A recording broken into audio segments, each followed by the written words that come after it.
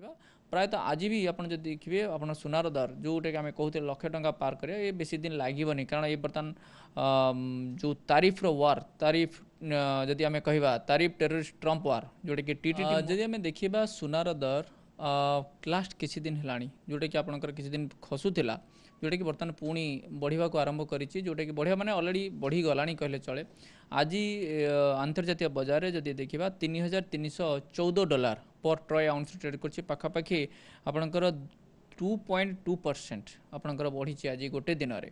तेणु ता सहित आप देखा डॉलर टर्म रे देखा कारण सुनार दर डॉलर उपर भी डिपेंड करे आप डॉलर किंतु आज पाखापाखि 15 पैसा माने आपणकर खसी माने रुपी माने स्ट्रंग होइछे तेणु 85.71 तेणु आ भीतर जब देखा प्रायतः आज भी आप देखिए आप सुनार दर जोटा कि आम कहते लक्ष टंका पार करें ये बेसी दिन लगभग कारण ये बर्तमान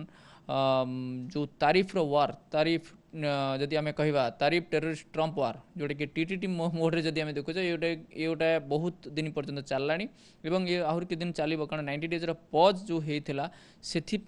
मार्केट के स्टॉक मार्केट टे आगू को जाइए बढ़ी रिकवरी भी आप देखिए कल गोटे दिन पाखापाखि 10 लाख कोटी भी मार्केट कैपिटलाइजेशन आड होमर बीएसई सेंसेक्स किंतु गोल्ड प्राइस जोड़ा आपंकर देखा सी आस्ते आस्ते बढ़ी बढ़ी चली जेहेतु भोलाटिलिटी बेसी रही कारण ट्रम्प बाचलामी जोड़ा रोचे सी राति कौन भावुं राति कौन स्टेटमेंट दौरान चाइना को केमी से ट्रीट करेंगे अदर कंट्री को केमी ट्रीट करेंगे तेणु से जो भोलाटिलिटी भितर बर्तमान गोल्ड प्राइस आस्ते आस्ते बढ़ी बढ़ी चली सेंट्रल बैंक जदि आम देखा सेंट्रल बैंक भी बर्तमान किणी चली बर्तमान सेंट्रल बैंक भी किणी चली प्लस अदर इन्वेस्टर्स जो मैंने रही निवेशक मैंने सेफ हेवन भावुं गोल्ड तेणु से निवेश कर तेणु यही हिसाब से जब आम देखा गोल्ड प्राइस बर्तमान बढ़ी बढ़ी चलो जहाँ जमापड़ी 2028 जदि एभलिया किसी रहा कारण ट्रम्प बर्तमान 4 वर्ष शासन भितर मे भी किसी लोग आकलन कर पाखापाखि जोड़ा $3,314 अच्छी पाखापाखि $7,000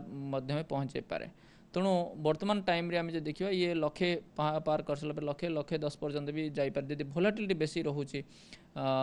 तेणु ये भी आहरी भी बढ़ी जापे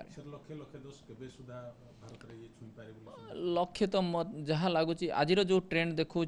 एपटे यूएस मार्केट भी आप देखिए आज मार्केट भी जो देखा यूएस मार्केट भी किसी फ्यूचर भी आपंकर खसुची तेणु सेपटे जो खसुची एपटे गोल्ड टेक स्टक्स पाखे 2% खसी आपंकर यूएस 30 स्टक्स पाखापाखि 75.75 खसी तेणु ये सब दिगरे मे बी वीक सुधा पहुँचबार चांस बेसी अच्छी सर जमी आप कहते ये माने गोल्ड रो प्राइस डबल हो 2028 सुधा गोटे आकलन होने आम ये जो लक्ष्य अच्छे ये 2 लाख भी छुईबा मान 4 वर्ष भितर से आकलन भी करा जाई पारे जदि भोलाटिलिटी पुणी कम माने जदि रहिला बेसी रहिला देन गोल्ड रो प्राइस हिसाब से बढ़ी जाय पारे कारण भोलाटिलिटी जदि ट्रम्प जदि बुझिले ना एटा सब बाचलामी करूछंती एटा ना आगु को करबानी कारण अमेरिकार इन्फ्लेशन भी से हिसाब से बढ़ी जीवो कारण वर्तमान पर्यंत बढ़ीनी इन्फ्लेशन 2.some% आज अमेरिकार इन्फ्लेशन आसीची जोटा कि कंट्रोल अच्छी जदि तारीफ जदि बेसी लगे जदि से बेसी प्राइस रे किणले अमेरिकान्स तेणु तार इन्फ्लेशन आप बढ़ी इन्फ्लेशन बढ़ीगले इंटरेस्ट रेट बढ़ी इंटरेस्ट रेट बढ़ले आपंकर अमेरिकार इकोनोमी